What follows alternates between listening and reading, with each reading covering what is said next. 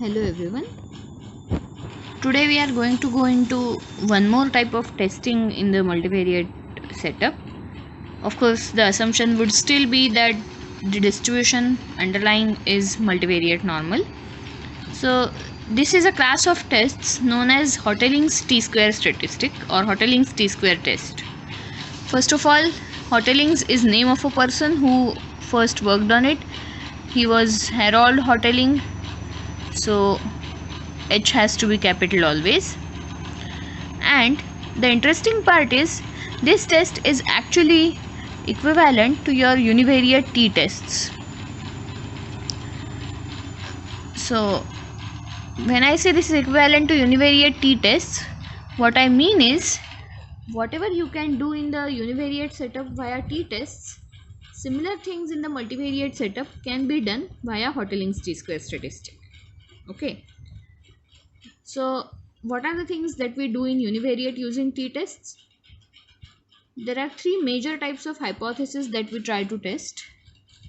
First is for single population. We did LRT also, which was similar. So that is, my null hypothesis is of the form mu equal to mu naught. Then you have two independent populations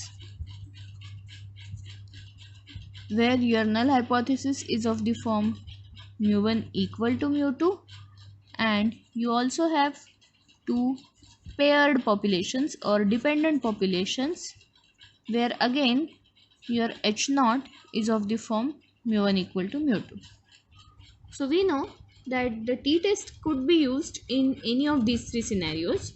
Of course, the statistic differs and the degrees of freedom differ and so on. So similarly, we are going to study Hotelling's t-square statistic, which can be used in similar scenarios in the multivariate setup. Okay. Let me first define the test statistic, state its null distribution, and then we'll see the application. We are not going to derive the null distribution.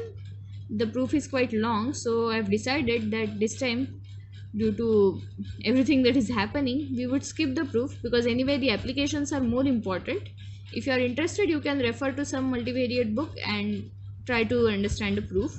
It mainly uses properties of Wishart distribution, which we have studied earlier. Okay. So let me first state the test statistic. So let U be a random vector such that U follows p-variate normal distribution with mean delta and variance sigma by c. Okay, so U is a random vector such that U follows p-variate normal distribution with mean delta and variance sigma by c. Further, let S be a matrix which follows Wishart distribution with k degrees of freedom and same sigma as in this U variance of U. Okay, so S is a Wishart matrix having k degrees of freedom and with parameter sigma. U and S are independent. When I say independent, you know it is statistically independent. Okay, so their PDFs, their joint PDF can be written as product of their individual PDF. So U and S are independent. Then in such a scenario, we define the Hotelling's t-square statistic. So Hotelling's t-square statistic is then defined as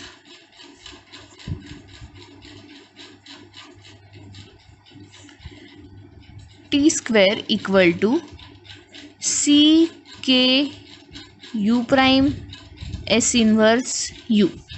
Okay, so t square is c k u prime s inverse u. What are these things? So c is coming from this sigma by c, k is coming from the degrees of freedom of this Wishart matrix, u is p-variate normal, u prime s inverse u. So u prime s inverse u is like a quadratic form. Okay. Of course, just knowing the statistic is not enough. We need to know its null distribution. what do I mean by null distribution? Null distribution is distribution of this test statistic under H0. That is, when you assume that H0 is true, what would be the distribution of this test statistic? Because on the basis of that, we decide the cutoff for rejection. We decide the rejection region by studying the distribution of this statistic under H0. So my H0 is going to be delta equal to 0 vector. Okay, my H0 is going to be delta equal to 0, and under this H0 we know that k minus p plus 1 upon p, t square by k will have f distribution with p and k minus p plus 1 degrees of freedom. Okay, this is the major result. So the null distribution of the Hotelling t-square statistic is k minus p plus 1 by p, t square by k, and it follows f distribution with p and k minus p plus 1 degrees of freedom. You can see here it is, t square by k is, let us call this t square by k as something. Then you have p from here and in k minus p plus 1. So you are adjusting for the degrees of freedom. As I said, we won't go into the derivation. How this turns out to be f, we won't go there. We would directly use this result, that if I am in a setup where I am interested in H0 of this type, so my H0 can be fit into this form, delta equal to 0, where delta is mean of some p-variate normal distribution, then I can use this setup to test my null hypothesis. Okay. Couple of quick clarifications. First of all, this f distribution is your usual univariate f distribution. This is not a multivariate f distribution or anything like that. Okay, it comes in the multivariate analysis paper, doesn't mean it is multivariate.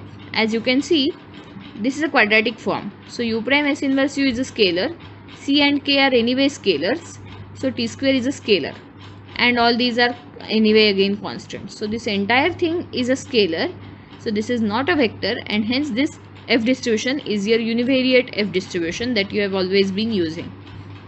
Okay, please remember this. I have seen people telling me that okay, we have studied multivariate f in Hotelling t-square. No, we have not studied multivariate f so far, and we are not going to study, at least in this course. Okay, so this is univariate f. Second thing, I mentioned here that Hoteling's t-square statistic is equivalent to univariate t-test. Even though I am saying this, the distribution is not t. The distribution is f, simply because it is t square. You know that in the univariate setup also, t square is actually f distribution. That is your definition of f. Okay, t square is kind of f. So that is what is happening here. So instead of deciding your conclusion on the basis of t, you are making it on the basis of t square. So the distribution is f, but still as a test it is equivalent to t test and not f test. Okay, because you are comparing H0s which are actually H0s from the t-test setup. Okay, so now that we have this result, the definition of the Hotelling t-square statistic and its null distribution, we are going to see some applications. Okay, so what are the multivariate scenarios in which we can use these? So let us start with the very easy application, that is single sample case. So we are going to start with applications of Hotelling's t-square.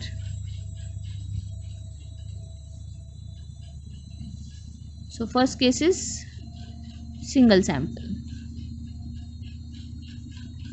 So single sample, my H0 is going to be mu equal to mu naught. I'm not going to say anything about alternate, because in the multivariate setup my alternate would always be of the type mu not equal to something. Okay, so either mu not equal to mu naught or mu 1 not equal to mu 2 and so on. We won't go for greater or less, because in multivariate setup we are going to compare two vectors. So if I want to say one vector is greater than second vector, I need to first define order in the multivariate setup, in the p-variate Euclidean space, which may not be so easy. Okay, because if some components are larger here and some components are larger here, then I have no relationship. I can't say this is large and so on. Obviously there are some complicated ways in which I can define order, but we are not going to go into those. Hence my alternative would always be of the type not equal to. I won't say greater or less. Is it okay? So single sample case, and hence here onwards I won't be specifying the alternative. I would just specify the null hypothesis. So in the single sample case, my null hypothesis is mu equal to mu naught. So if I want to test something like this, for example,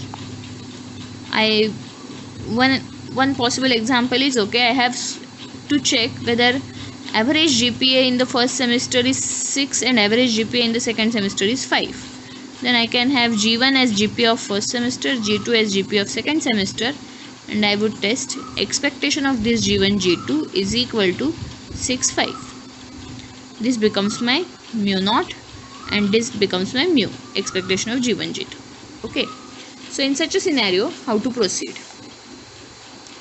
Now my definition of the Hotelling t-square statistic says I should come up with some u which has p-variate normal distribution and it should have mean delta, and under h0 that delta should be 0. Okay, so from this setup, can I come up with some u which will have mean 0? Now when I am testing this, what I have is, I have y1, y2, yn which are coming from p-variate normal with mean mu, variance covariance matrix sigma, and so this is like my IID sample, not like, this is exactly my IID sample, y1, y2, yn coming from np mu sigma, and my h0 is mu equal to mu naught. So I know that each yi has normal distribution, but the problem is their mean is mu and it is not 0 under h0. Similar to this, even y bar will also have p-variate normal distribution with the same mean mu and variance sigma by n. Okay, we have studied this. I think I left this to you as homework. Y bar is p-variate normal with mean mu and variance sigma by n. So I'm still in the, things are not yet very easy for me because I'm still in a setup where under h0 my mean is not 0. So what can I do? If I want to make mean of something at 0, the only thing I can do is standardize. So if I define u as y bar minus mu naught, first of all, can I do this? Yes, I can, because mu naught is a known constant. So I can define u as y bar minus mu naught. Then under h0, what would be distribution of u? U would of course be normal because it is just a shifted version of normal. So it would still be normal with mean mu minus mu naught, and variance would remain same because I am just adding a constant. So variance won't get affected. And we know that under h0, this mu minus mu naught will be 0 because my h0 is mu equal to mu naught. So I would have u following np 0 sigma by n under h0. Okay, so I am in the setup in which I can apply Hotelling's t-square thing. This obviously tells me that my c has become n because my sigma is sigma by n, so my c has become n. Now second thing I need for applying Hotelling t-square is some Wishart matrix S which has same sigma as the parameter, and u and s should be independent. Fortunately, we have some result which can be of use here. We know that if u is, we know that if x bar is normal, that is y bar is normal, then if y bar is normal, then the CSSP matrix is Wishart and it is independent of y bar. We have studied this result while doing estimation in multivariate normal. So I have CSSP matrix from this sample S, and we know that this S is Wishart with n minus 1 degrees of freedom and same sigma. Okay, so if you remember the proof, the degrees of freedom for this CSSP matrix were n minus 1. So this tells me that my K should be n minus 1. So I have K equal to n minus 1, C equal to n. So my T square statistic would be, T square we saw it is C K U prime S inverse U. So I would rewrite this as n because C is n minus 1 because K is n minus 1. Then U is, sorry, I am using y bar not x bar. Y bar minus mu naught prime S inverse y bar minus mu naught. Okay, n into n minus 1 y bar minus mu naught prime S inverse y bar minus mu naught. This becomes my T square, and we know what we want finally is T square by K, and we also have K minus P plus 1 upon P. P is actually dimension of this P variate normal and this S matrix. So we know P is P here. So K is n minus 1. So I would substitute n minus 1 minus P plus 1 upon P. T square is n into n minus 1 y bar minus mu naught prime S inverse y bar minus mu naught upon K is n minus 1. Okay, so this n minus 1 gets cancelled, this minus 1 plus 1 gets cancelled, so I am left with n minus P upon P into n y bar minus mu naught prime S inverse y bar minus mu naught, and we know that this follows F with P and K minus P plus 1. So P and K minus P plus 1 is going to be n minus P. Okay, so in this scenario, so I have my final test statistic and its null distribution as n into n minus P upon P y bar minus mu naught prime S inverse y bar minus mu naught. If you want to simplify further, you can write this as n minus P upon P. This n can go here, so I can have y bar minus mu naught prime S by n inverse y bar minus mu naught, right? This n went to denominator, so I have inverse. So this is n minus P by P y bar minus mu naught sigma hat, but this sigma hat is not under H naught. This is CSSP, so overall MLE sigma hat inverse, of course, y bar minus mu naught, and this we know follows F with P n minus P under H naught. Okay, now let us try to see if this test statistic makes sense. See, y bar minus mu naught is like deviation of sample mean from the mean under H naught, and this is like scaling by the variance covariance matrix. So you can see this is exactly equivalent to your univariate T statistic squared. Okay, x bar minus mu naught square divided by sigma square. So it is exactly like that. Okay, of course you have to adjust for the degrees of freedom, because you know in F you have to divide numerator and denominator by respective degrees of freedom. So that is exactly what is happening over here. So this is first application of Hotelling T square, that is a single sample case where you have to test whether the given multivariate data has the given specified mean. Okay, now we will go to the second application. Second application is equivalent to your two sample test. Okay, so let me have y1, y2, yn1 coming from np mu1 sigma.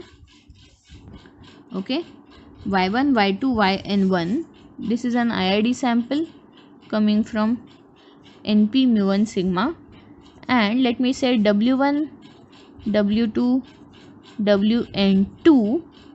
This is an IID sample coming from mu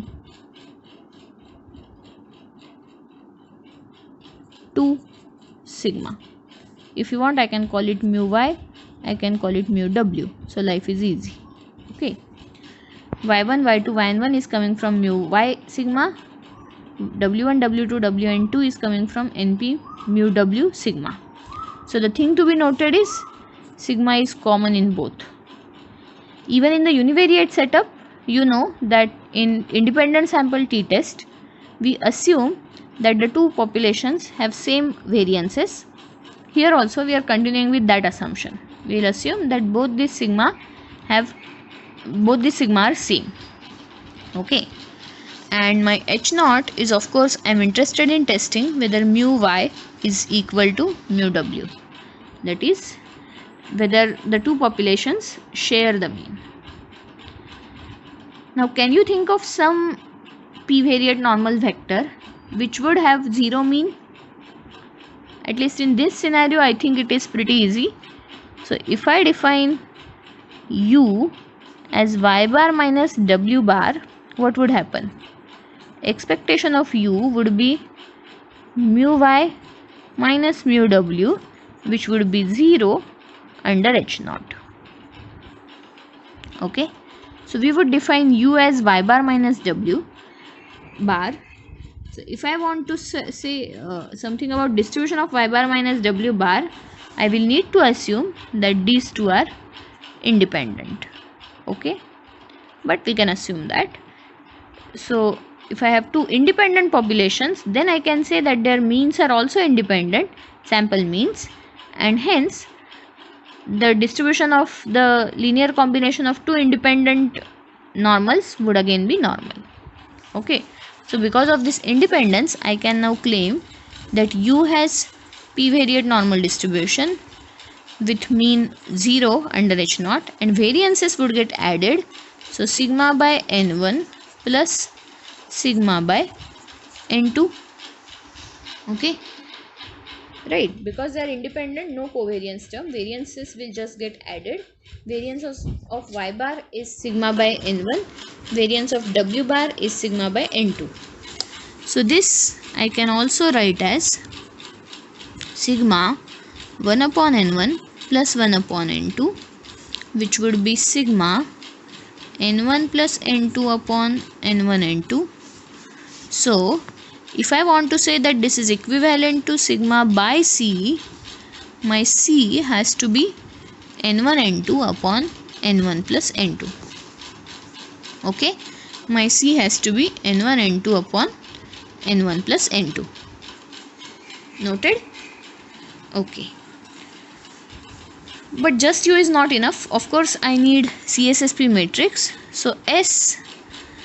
Now, actually I have two different samples, so I can get two different S. So my SY, that is CSSP matrix based on Y, we know will have p-variate Wishart distribution with n1 minus 1 degrees of freedom and sigma, and SW will have p-variate normal distribution with n2 minus 1 and same sigma. Okay, SY and SW both will have p-variate Wishart distributions, but the degrees of freedom will be n1 minus 1 and n2 minus 1. Of course, since the original two populations are independent, I can say that these are also independent, and hence by additivity of Wishart, which we have already seen, SY plus SW will have Wishart with n1 plus n2 minus 2 and sigma. Okay, SY plus SW will have this distribution Wishart with n1 plus n2 minus 2 and sigma. So this becomes my K. n1 plus n2 minus 2 becomes my K. Now one quick thing, when I write SY plus SW, you have to remember that this CSSP matrix and this CSSP matrix are computed separately. So for SY, I use Y bar to subtract, and for SW, I use W bar. Okay, we are not computing a common CSSP matrix from the entire sample of size n1 plus n2. This is very important. Otherwise, our calculations will go wrong. Okay. So I now know C, I know K, I know S. So my S is actually SY plus SW. So let us write down the statistic. So my form of the statistic is CK U prime S inverse U. We know my C is n1 n2 upon n1 plus n2. K is n1 plus n2 minus 2. U is y bar minus w bar prime.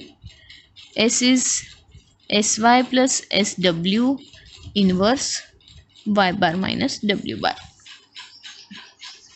Okay, so this is how my test statistic looks like. And we know, again we have to say that k minus p plus 1 upon p t square by k will follow f p k minus p plus 1.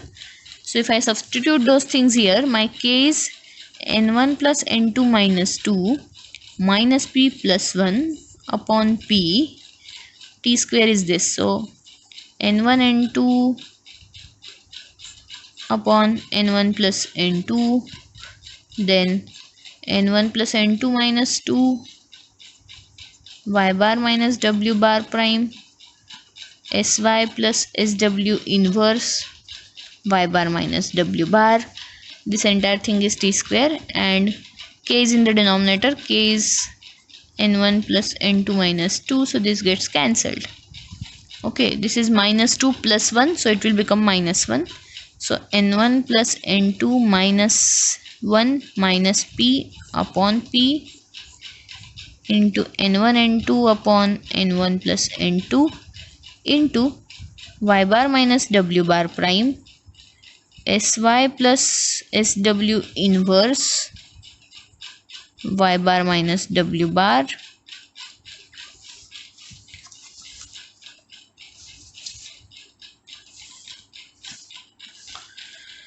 Okay, so this will follow f with p, and k minus p plus 1 is n1 plus n2 minus 1 minus p. Okay, so this is my final test statistic.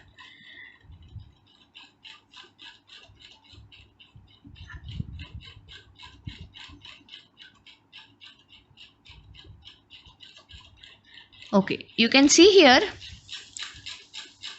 sy plus sw, you have to remember they are CSSP matrices, they are not estimates of variances, so you have not divided by n1 and n2 as of yet.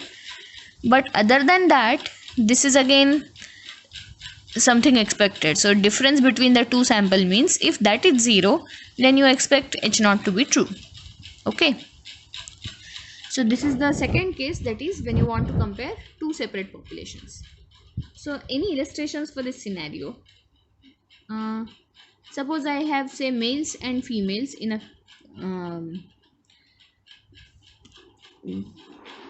a say professional organization, and I want to see if average number of years of experience, okay, number of years of service and the salary, if average of these two variables, is it same for males and females? If I want to check that, then I can use this test. My first variable is number of years of service, second variable is salary, and I would like to test whether for the male group and the female group these two are same or different. Okay, now the third application of Hertling t-square is in the setup which is equivalent to paired t-test. So what do you do in paired t-test? Generally paired t-test is used in a scenario where you have two dependent populations. So when I say dependent population, I know that most of you are used to seeing before after type of populations, what happens before taking medicine and what happens after taking medicine. But things need not always be in the before after setup. You can also have a setup where there is no before after, but there is a clear cut dependence. One classic example is if you are measuring say heights of adult siblings, and you want to see whether the first born and the second born, assuming say both of them are sons, do they have same heights. Now when you want to say, okay, I want to check whether the firstborn and the secondborn sons have the same height, you mean to say that firstborn son from a particular family. So if you have data on say F1, F2, F100, 100 families, here height of first son and height of second son, again height of first son, height of second son, and so on. So you want to compare height of this person with height of this person. You don't want this type of comparison. You don't want to compare height of person 1 from family 1 to person 2 from family 2. So this is again an example where your paired t-test is going to be of use. So in such scenarios, now how to handle hotlink t-square, that is how to handle the multivariate setup. Now what we are going to do is, instead of saying we have two paired multivariate samples, we are going to combine those samples. So our test is actually more general. It is equivalent to paired, but it is more general. So let y1, y2, yn be IID observations coming from NP, mu, sigma. So my H0 is going to be of the type some mu I, not vector now, some mu I equal to mu j, where mu I, mu j are components of mu. Okay, so we are going to check whether some components can be said to be equal to each other. And it need not just be two components. You can actually have mu I, mu j and so on up to some mu k. Okay, you can test multiple components also. Or you may have say mu I equal to mu j as one hypothesis and then mu k equal to mu l as second hypothesis, and you want to jointly test these. Okay, let me give an example again. I will give you two examples. Again on the basis of GPS. So I have 4 GPS, G1, G2, G3, G4. I have recorded 4 GPS for each student. So one hypothesis that might be of interest to me is whether mu1 equal to mu2 equal to mu3 equal to mu4. That is, does a student remain consistent throughout all 4 semesters? This is one hypothesis of interest which can be tested using the technique that we are going to see now. Second hypothesis of interest can be whether the performance of odd sems is same and performance of even sems is same. Means whether mu1 equal to mu3 and mu2 equal to mu4. Why this is of interest? Because in even sem there are going to be many activities, so people are generally more busy here. Odd sem there are less activities, so less busy. So does it matter? Another hypothesis of interest might be say mu1 equal to mu4. Means does the person perform same in first and last semesters? In most of the cases that is not the case. First semester it can go either way. Maybe in first semester you didn't understand most of the things, you didn't know the techniques and so on, whereas in fourth semester you were now completely comfortable and you got better. Or vice versa also, first semester you were very sincere and hence you did very well, whereas by the time you entered fourth semester you were almost ready to give up, so you didn't study much. So such type of hypothesis can be tested using this case. So how we are going to do that? So I will try 1 or 2 examples here, and then your job is to try more such examples. Okay, so let me try hypothesis of this type, that is all components are same. So my H0 is mu1 equal to mu2 equal to mu p. All components have same distribution. Now how do I construct a vector u which has mean 0? First of all, can I split this into multiples? So there are 2 ways. I can write this as mu1 equal to mu2, mu1 equal to mu3, mu1 equal to mu4, and so on till mu1 equal to mu p. So this set of conditions, can I say is it exactly equivalent to this statement? All mu i's are equal is same as mu1 is equal to each one of them. Okay, all mu i's are equal is same as mu1 being equal to each one of them. And how many conditions do I have? I have p minus 1 conditions, because 2, 3, 4 up to p. So p minus 1 conditions. Another set of conditions to say the same thing is mu1 equal to mu2, mu2 equal to mu3, mu3 equal to mu4, and so on. Mu p minus 1 equal to mu p.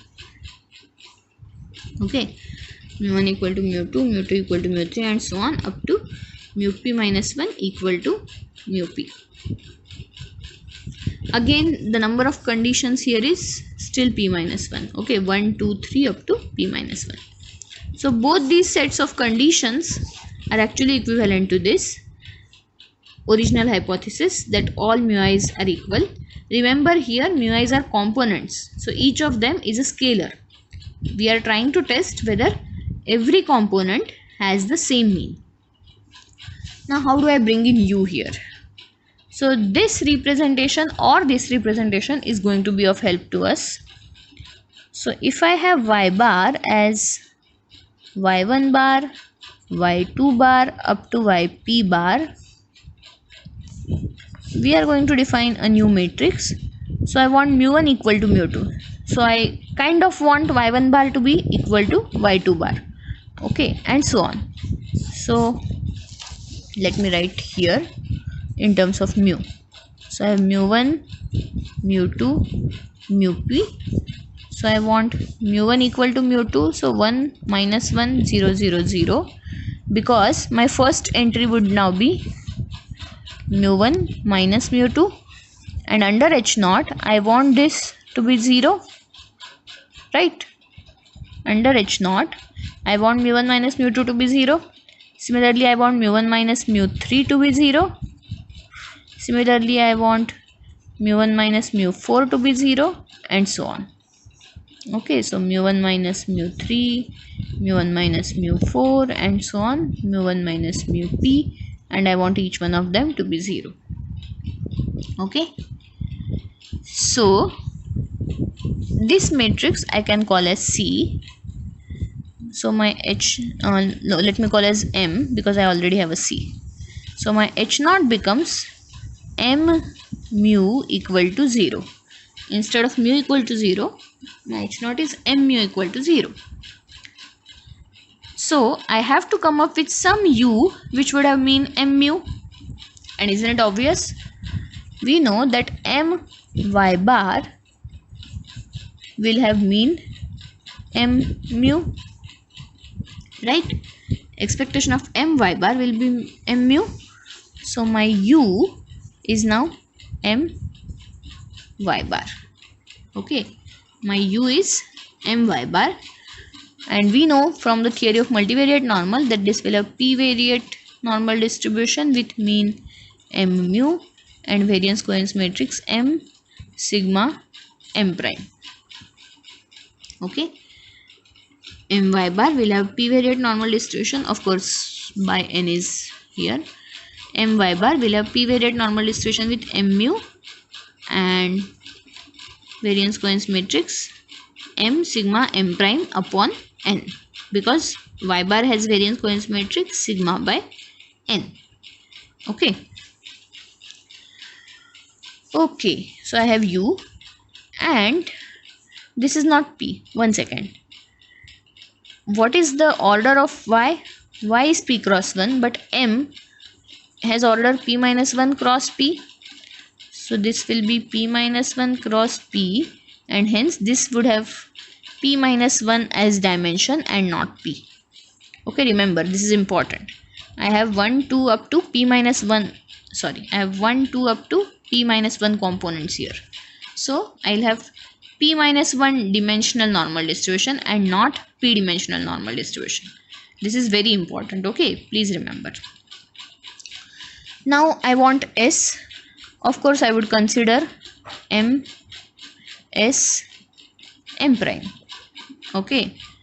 Again, by properties of Wishart, I know M, S, M prime will have P minus 1 dimensional Wishart with same degrees of freedom, that is n minus 1, and variance covariance matrix as M sigma M prime. Okay, so I want same variance covariance matrix, hence I need to consider ms m prime.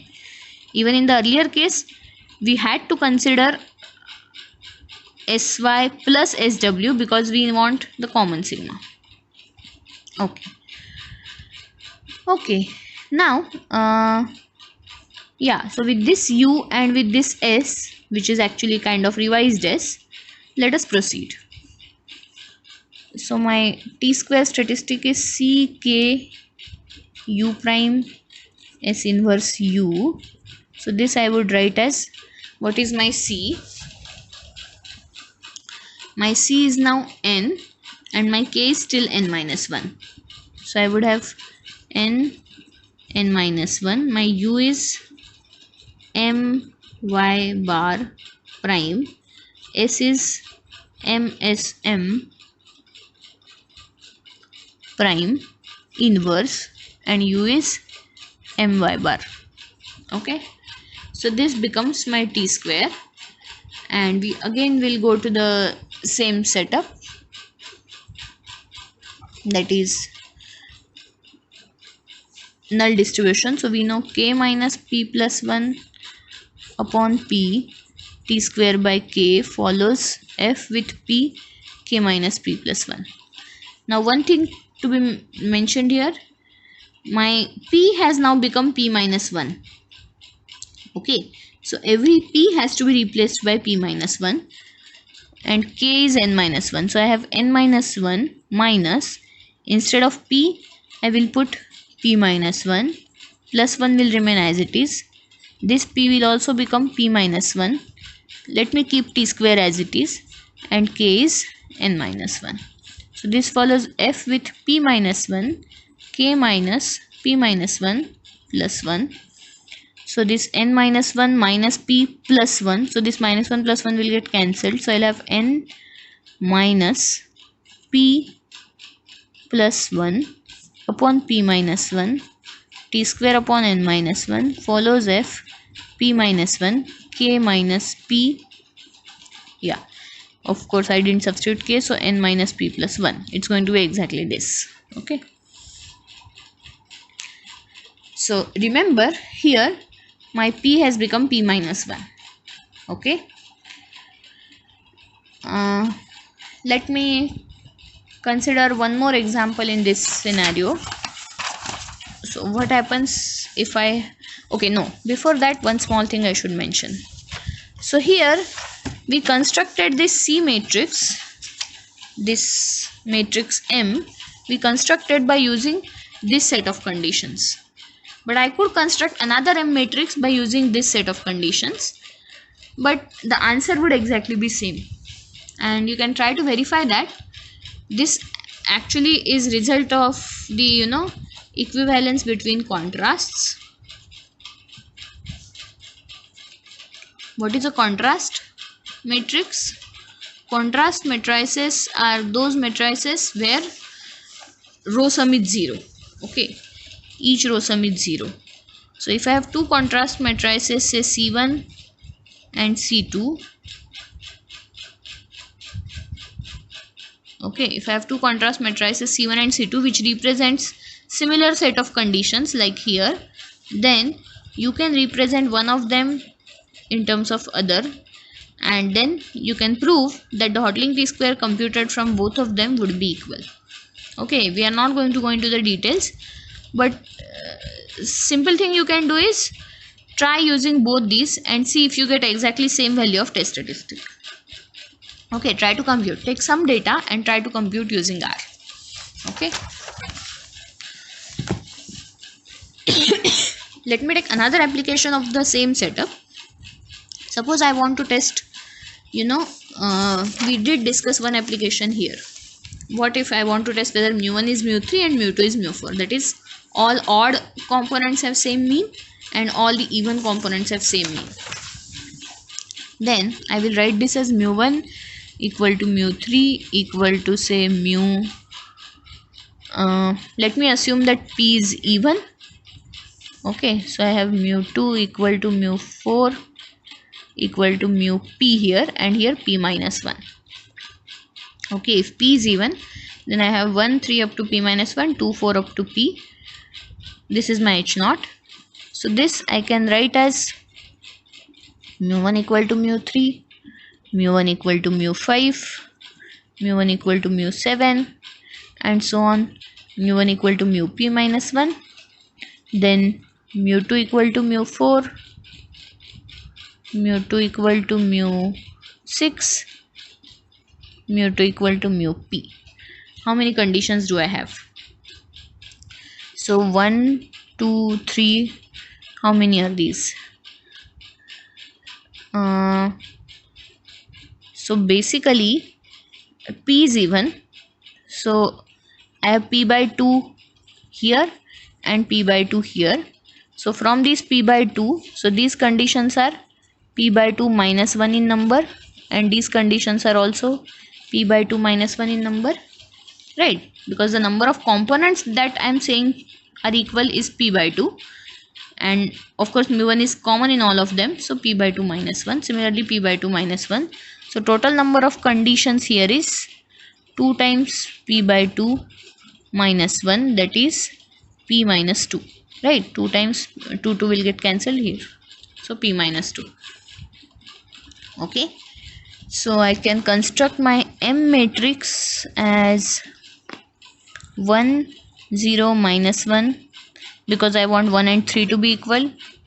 Then 1, 0, 0, 0, minus 1, because I want 1 and 5 to be equal, and so on till 1, 0, 0, minus 1, 0 for p minus 1. Then I'll have 0, 1, 0, minus 1, 0. So this line is for mu1 minus mu3 equal to 0. This line is for mu1 minus mu5 equal to 0. This line is for mu1 minus mu p minus 1 equal to 0. This line is for mu2 minus mu4 equal to 0, and so on. So 1, 0, 0, 0, minus 1, 0.